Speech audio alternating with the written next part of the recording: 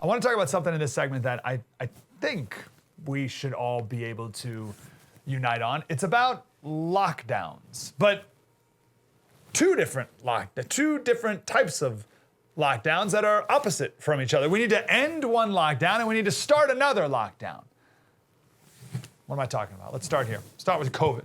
COVID lockdowns. Those are the ones that we need to end. Now, wherever you've been this whole last year on COVID, if you thought the lockdowns were necessary and super important and you think masks are the best and the vaccine's amazing and everyone needs to take it, if you think Cuomo's a hero and Trump is a monster, and if you think all Republicans are anti-vax, fire-breathing COVID deniers, fine, all good.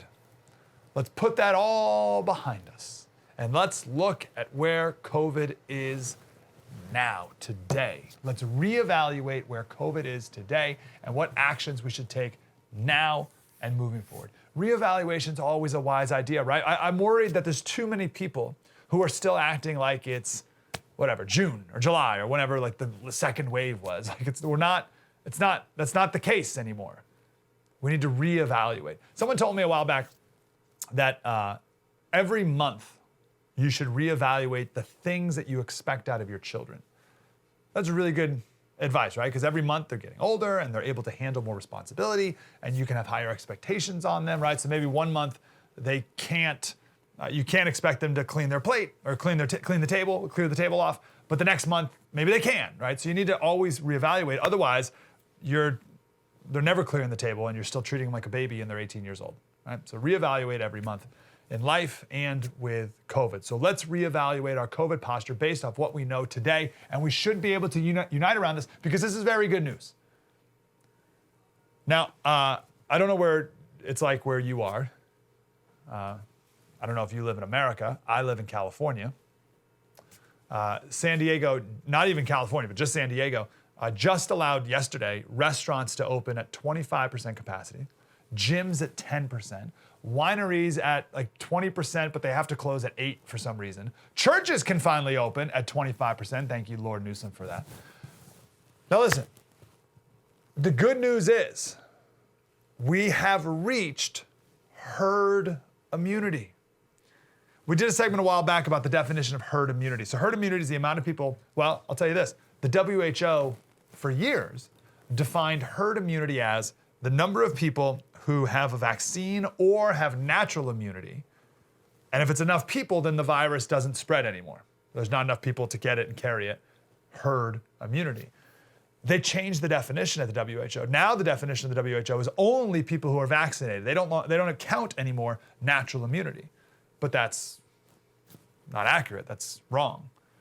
We asked Professor Vincent Racaniello, who again we talk to every Monday, he's the virologist of Columbia University. I asked him if everyone needs to be vaccinated. Here's what he said.